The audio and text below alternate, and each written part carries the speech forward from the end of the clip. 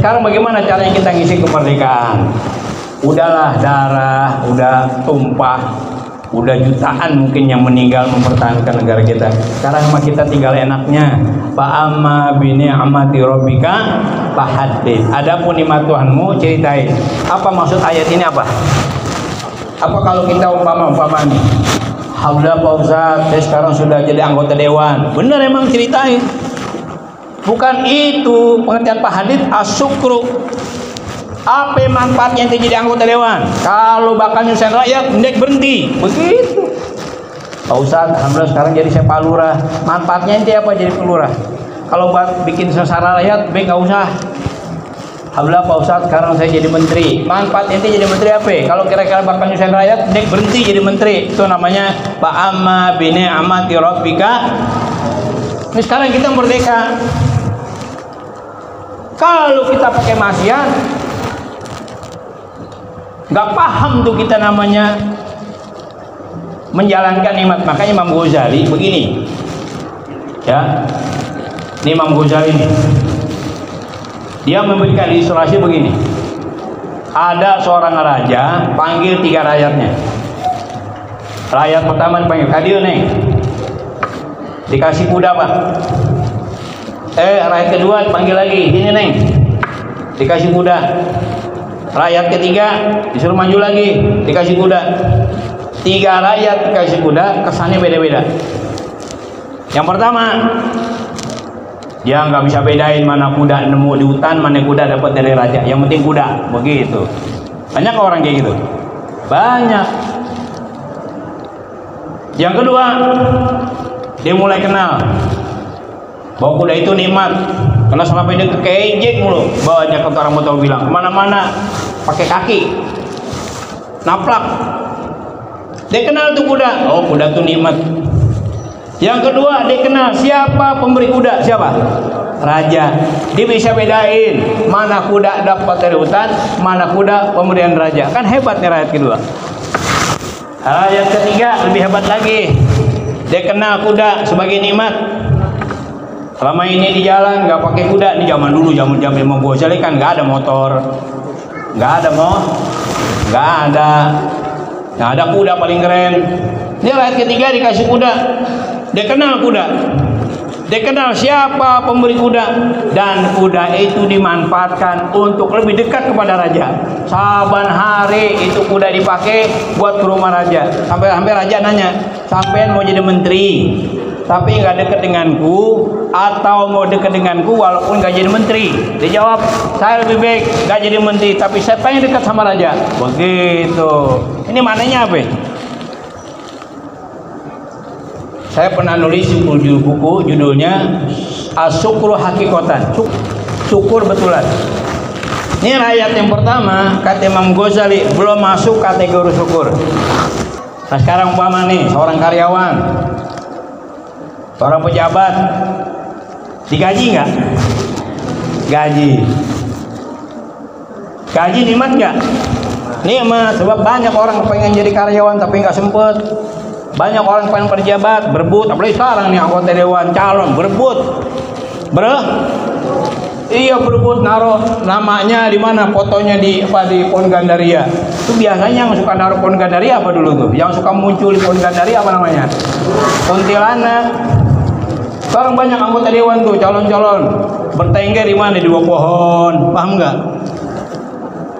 Kenapa pengen jadi pejabat? Karena jadi pejabat enak, orang butuhin. Betul nggak? Sekarang dia jadi anggota dewan, nikmat nggak? Siapa hakikat yang menjadikan dia menjadi anggota dewan? Siapa hakikat yang menjadikan dia jadi pejabat? Banyak orang nggak kenal hakikatnya Allah. Bapak jadi seorang karyawan, kemudian digaji, paham nggak? Gaji itu nikmat. Apa cuma sekedar tahu gaji? Siapa hakikat yang memberikan gaji? Allah. Makanya kata Syekh Sikti dibilang apa? Asyukru ru'yatul mun'im la ru'yatun nikmah.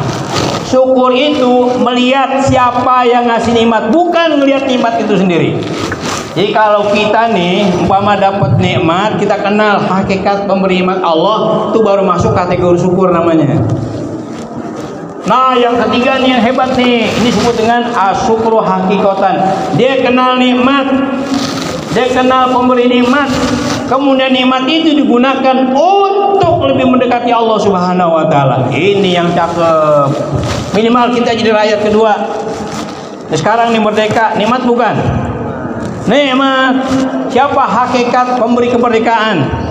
Allah, lihat di pembukaan Undang-Undang 45, berkat rahmat Allah Subhanahu, sadar bangsa kita bahwa yang memerdekakan ini Allah hakikatnya. Kenal nikmat kemerdekaan, kenal siapa hakikat pemberi nikmat. Kemudian buat apa kemerdekaan yang sekarang kita raih? Kalau dipakai maksiat, itu namanya orang nggak tahu nikmat namanya. Makanya Syekh Syiri Sikti, gurunya Syekh Junaid Al-Baghdadi, waktu beliau ditanya, Syekh Junaid Al-Baghdadi umurnya masih 6 tahun. Syekh Junaid Al-Baghdadi tanya sama gurunya, "Ya gulam masyukur, hei gulam, apa itu syukur? Hei bocah, apa itu syukur?" Dijawab sama Syekh Junaid Al-Baghdadi umur 6 tahun. Allah ya'syallah bi ni'amih, nikmat Allah jadi pakai maksiat. Tuh. Baru namanya kita kenal Makanya sekarang udah nggak ada lain, kita isi kemerdekaan dengan hal-hal yang positif. Ini kayak begini katanya, kita nikmat berbagi namanya, berbagi. Nah, terakhir nih saya ingatkan, dalam surah 2 ada 3 ayat tuh.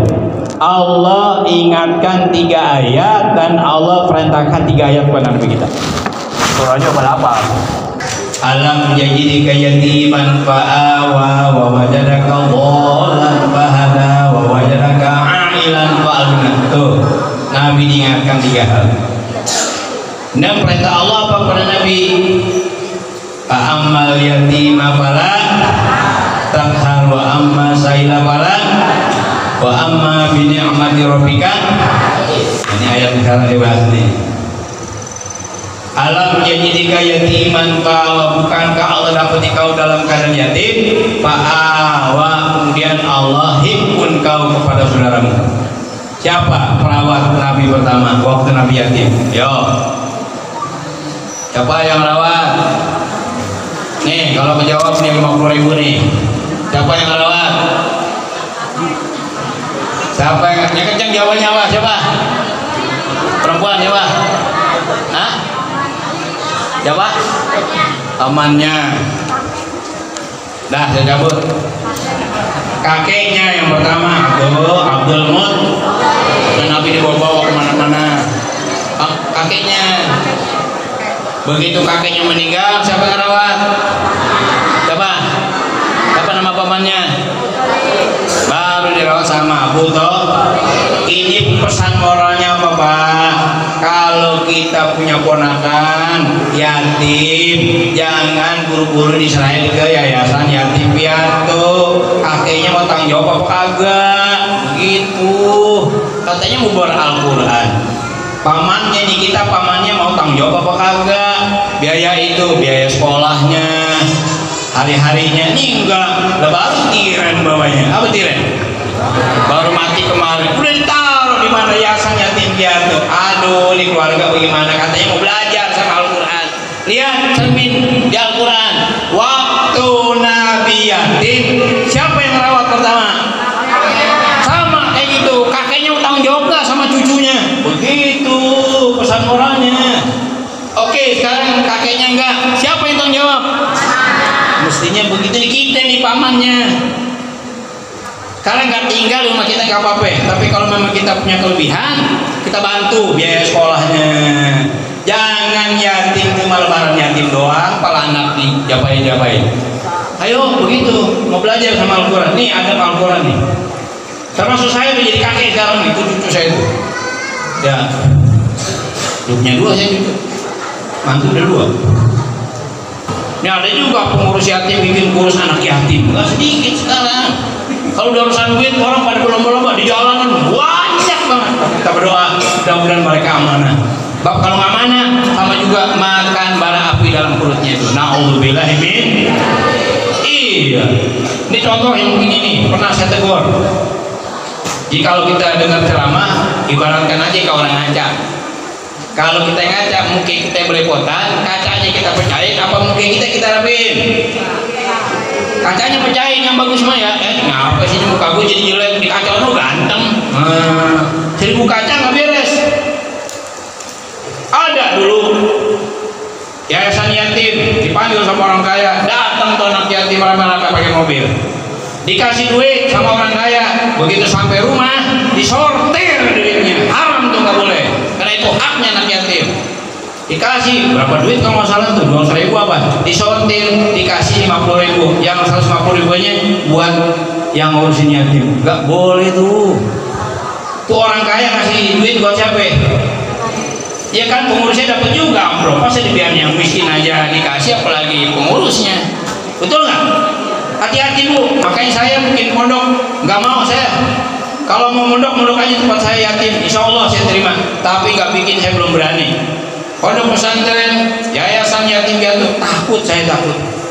Ngeri nggak apa, nggak tahan uji saya. Karena orang kalau ada duit udah hijau aja matanya, nggak ustadz, nggak orang awam sama. Paham nggak? Ada sih ustadz yang nggak butuh amplop, banyak, buang aja amplop isinya. Saya nggak butuh amplop nggak. Hati-hati nih pengurus yatim, nggak sedikit sekarang bikin kurus anak yatim. Na'udzubillahi min dzalik. Pada bongong aja, jangan sampai. Jadi kalau kita punya anak yatim, keluarga nih, coba kakeknya dulu mau tanggung jawab enggak? Pamannya, bibinya mau tanggung jawab enggak? Ini saya bukan riak, ini saya juga punya.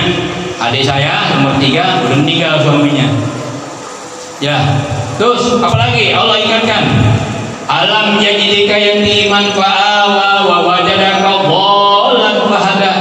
Allah dapat kau dalam keadaan bingung, fahada, dan Allah kasih dari Islam, dapat syariah, dapat wahyu.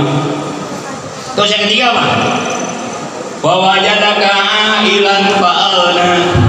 Allah dapat kau dalam keadaan miskin, fa'alna, Allah kayakan. Bu, Pak, Nabi dibantu oleh siapa? Waktu beliau nikah dakwah yang bantu siapa? Bimali Khadijah, dibantu sama Khadijah. Wa bimali Abi Bakrin, dengan hak Abu Bakar. Wa bimali Utsman bin Affan, Abdurrahman bin Auf, itu yang bantu Nabi tuh. Makanya seorang dai, paham nggak akan jalan kalau nggak dibantu sama istrinya. Khadijah itu janda terkaya di Jazirah Arab. Bahkan yang mengatakan lebih dari 2/3 harta orang Arab ada sama siapa? Ada sama Khadijah. Apa yang terjadi? Waktu Khadijah meninggal, kain kafannya 17 sambelan. Kemana hartanya? Habis buat dakwah bersama Rasulullah Shallallahu Alaihi Wasallam. Masya Allah. Makanya Nabi itu, Rasulullah kan gak nikah sama wanita lain kecuali setelah Khadijah meninggal. Baru dinikah Aisyah. Berapa istri Nabi?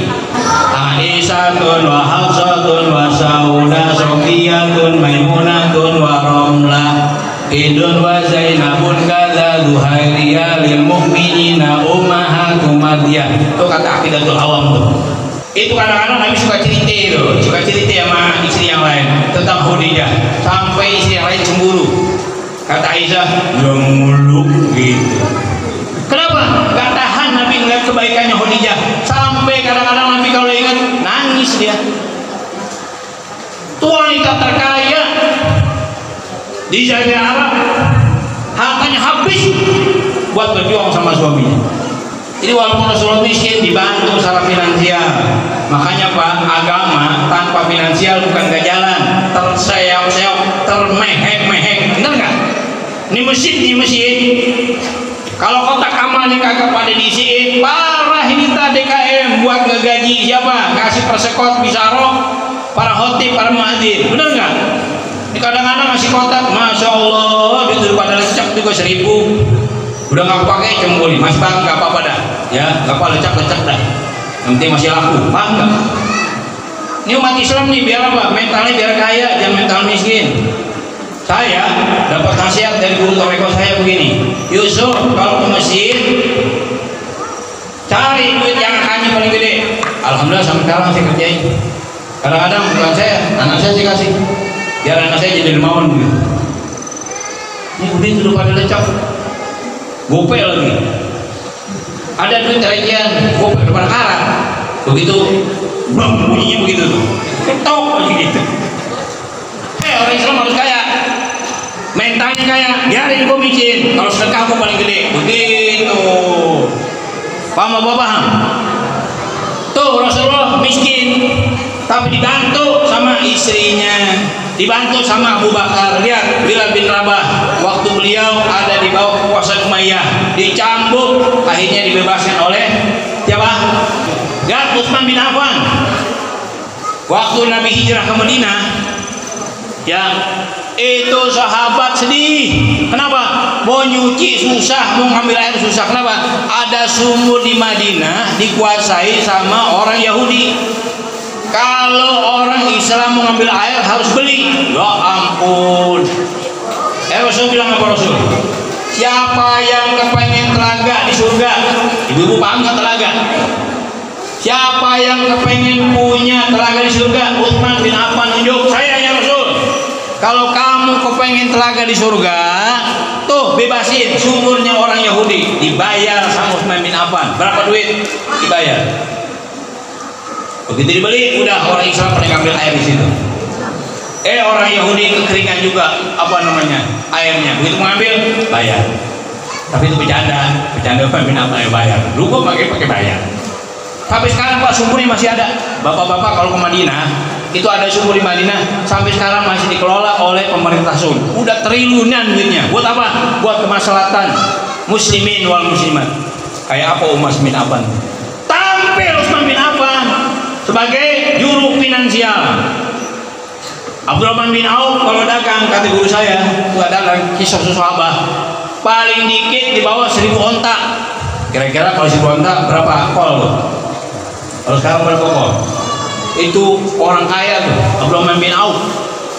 Tapi lebih dari separohnya hartanya habis buat dakwah bersama Rasulullah Shallallahu Alaihi Wasallam. Terus bagaimana yang gak punya harta? Kayak Umar bin Khattab, kayak Sayyidina Ali. Wah mantap. Gue memang gak sekaya Abu Bakar, gue gak sekaya Utsman bin Affan, gue gak sekaya Abdurrahman bin Auf, apalagi sama Khadijah. Tapi gue punya wibawa. Makanya waktu Rasulullah sedih, gak usah kata Allah. Apa kata Allah? Hah?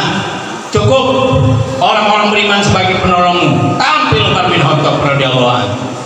Tampil Sayyidina Ali, dia gak punya harta, gak sekaya sahabat yang lain, tapi dia punya kekuatan. Hebat gak? Jadi sahabat itu saling menopang. Karena gak semua orang punya harta. Ayo, harta gak punya, tenaga ini kagak, udah duit kagak, tenaga kagak, pikiran kagak, nyeritain orang mulu kerjanya. Ampun, tetangga punya ceburin aja dempang, ceburin deh. Iya, pemikiran kagak, duit kagak, harta enggak, ngapain lagi udah. Ini ada tetangga model gitu, udah pikiran kagak, duit kagak, ampun dah ceburin dah, apa dempang ya gitu. Paham gak? Lihat, Umar tampil, Sayyidina Ali tampil. Gue emang gak sekaya sahabat lain, tapi gue punya kekuatan gitu. Dah yang terakhir apa? Jadi kita saling menopang nih namanya hidup. Paham gak? Ya main cemburu-cemburuan di masyarakat nih. Masih kalau pengen cemburu nggak jadi. Kata tiang begini, anakan lo ya jadi atap, gue sanggah tiap hari. Gue mah kepanasan, kehujanan. Tiang ngomong lagi, anakan lo jadi atap, gue tiap hari nyanggah lo capek gitu. Ayo siapa yang benar coba? Nggak ada yang benar kalau masih main salah-salahan. Nggak ada. Ini masyarakat juga begitu, ada yang jadi atap, ada yang jadi tiang, ada yang jadi pondasi. Sama-sama capek, sama-sama enak tuh bermasyarakat begitu. Nah terakhir apa? Alam yajidika yatiman fa'awa wa wajadaka dhalan fahada wa wajadaka ailan fa'agna. Nah perintah Allah apa? Tadi Allah ingatkan Nabi kita 3 hal. Yatim, miskin, gak ada syariah. Makanya Allah ingatkan apa? Adapun anak yatim jangan kali-kali bentak. Udah gak ngasih duit, bentak lagi, gak boleh. Ya, makanya Nabi sunahkan tuh kalau belum mahram pegang kepalanya. Itu satu rambut yang kita usap rontok tuh. Dosa kita serambut anak yatim itu. Kalau perlu maknya usap juga kepalanya. Ribet dong saya ya. ribet ya. Emaknya mana gitu. Tahu orang tahu. Jadi besok yang nyarinya aja, emaknya usah juga. Nah, sampai mana tadi? Sampai emaknya usah. Ya, Pak, itu ada di kitab. Nah, 5 menit lagi dah, kita lagi ada. Bapak biar sempurna kita ngomong nih. Ya, pernikahan kita ceritain terus yatim dah, nah juga. Itu di kitab Al-Kabair. Itu kitab Al-Kabair itu dulu ada anak-anak FPI itu nyorong ke saya. Itu di situ ada cerita anak yatim, ada preman Pak, preman tau preman nggak? Pokoknya udah preman lah gitu. Itu preman lagi jalan-jalan ada anak yatim. Dokil banget itu. Akhirnya diambil, dibawa pulang, dimandiin, dikasih baju, dikasih duit. Sama preman, kagak sembahyang, nggak puasa. Namanya preman udah gitu kan. Cap kadal loh, preman cap kadal gitu. Dapat hidayah Pak dia. Malam-malam apa? Ngimpi. Dia lagi diseret-seret sama malaikat Jabaniyah. Apa ini mimpi ya? Tolong, malaikat Jabaniyah mah gak ada ampun udah, ngerti gak? Diseret-seret. Begitu mau dijempurin ke neraka jahanam, ada anak yatim di depan. Malaikat mau ngapain? Ini orang nolong saya. Kata malaikat Jabaniyah, nggak pakai, nggak ada urusan, nggak ada titah dari Allah. Kagak, di orang nolong saya. Gak ngerti, diseret juga, mau dicemplungin ke neraka jahanam. Apa yang terjadi? Ada suara dari atas, malaikatku tahan. Bab ini orang suka nolong anak yatim. Tuh preman tuh Pak. Baca silakan di kitab Al-Kabair. Apalagi kita bukan preman, betul nggak? Anak wakaful yatim hakadha fil jannah. Aku dan orang yang merawat anak yatim kayak gini nanti di surga. Tuh bergandeng tuh. Dekat nggak ini? Kalau begini kan jauh. Metal dong. Gini Nabi ngomongnya bukan begini, apa begitu? Nih begini nih. Ini ibarat akrab nih. Ya, tuh. Jadi jangan dibentak jangan. Tuh dalam kitab Al-Kabair. Terus yang terakhir apa? Amal yatima pala takhar wa masaila pala. Ya, apa arti saila? Orang minta jangan dibentak. Pak, di rumah kita udah banyak banget yang lewat, ada tukang minta-minta, ada tukang ondel-ondel, ada apa dangdut keliling. Itu guru saya tuh, Al Habib Abu Bakar bin Hasan Al Ajamidi. Apa baik yang lewat dikasih duit sama dia. Ada ondel-ondel lewat dikasih duit. Ada orang minta dikasih. Jadi jangan bentak, biarin aja. Kalau nggak punya duit diem. Emang berisik, biarin berisik. Dia begitu kan mau punya duit. Jangan. Takutnya apa Pak? Takutnya yang jadi dangdut keliling malaikat. Malaikat kan sering nyaru, seringnya kita nggak tahu waktunya malaikat lagi dorong-dorong begitu. Malaikat kalau doa makbul doanya, hati-hati. Makanya udah kalau kita nggak punya duit diem aja udah. Berisik, biarin baik berisik. Ntar kalau lewat. Jangan sekali-kali orang minta kita bentak boleh. Ada kita kasih, nggak ada? Ada. Bungkus. Nah yang terakhir apa? Wa amma bi ni'mati rabbika, nikmatu anu ceritain. Bukan cerita begini tuh kayak saya tadi. Nih gue sekarang kaya. Manfaat tuh jadi orang kaya apa? Buat masyarakat. Nih gue sekarang jadi anggota dewan. Manfaat itu buat apa jadi anggota dewan? Kalau kira-kira bakal bisa layak, berhenti. Nih alhamdulillah sekarang gue jadi menteri. Manfaat lo apa jadi menteri? Nah begitu tuh namanya Pak Hatip namanya. Paham nggak? Jadi bukan cuma cerita. Kalau cuma cerita nyakitin orang. Alhamdulillah sekarang saya udah punya Alphard, udah punya Rubicon. Ngomong sama orang miskin begitu, kira-kira orang miskin bagaimana? Ibu kalau ada orang sombong bagaimana? Sombongin lagi, ada mahasiswa kalau ngomong, wah gua kalau kuliah naik itu APR, gua naik mesin giling gitu. Al-Qibru ini sedekah. Sombong sama sombong jadi sedekah. Jadi kalau ada ibu sombong, sombongin lagi. Waduh, ada ustazah, ini saya nggak cerita nih. Kalau ceramah, di bawah semua. Hadirin sekalian, kita harus sederhana hidup. Itu bunyi kring kring kring begitu. Jamaahnya ketawa semua. Jamaahnya giginya emas semua. Jadi kalau sombongin lagi. Tujuan kita didik supaya dia nggak sombong. Gua kalau kuliah naik Ferrari. Jawab, gua naik beko. Begitu. Kau naik beko. Jadi pengertian Pak amma binikmati rabbika fahadits bukan sekedar cerita tapi manfaatnya ente apa jadi orang kaya, kira-kira bisa berbagi apa enggak? Ente jadi pejabat, dari ente jadi RW, lurah, camat, bupati, menteri, presiden, apa manfaatnya buat rakyat? Itu namanya fahadits namanya. Nah, saya kira ini ya, kalau sudah mau zuhur ya mudah-mudahan ini saya ngomong gini semangat nih. Habis ceramah udah mau zuhur, udah matanya udah pada ada yang kelihatan cuma hitamnya doang, ada yang hitamnya hilang. Nah bapak-bapak hitamnya pada hilang ya, udah kayak memedi. Ini pada kemana matanya ya? Kalau mau ketawa-tawa mulu saya tahu adab. Ini masjid paling gampang Pak bikin ceramah ketawa-tawa ya, cuma nanti ilmunya cuma ketawa-tawa doang. Yang kedua ini masjid kalaupun ketawa tadi nggak sengaja ya, mudah-mudahan ada manfaatnya. Terima kasih panitia yang sudah mengundang saya. Mohon maaf kalau ada kekurangan.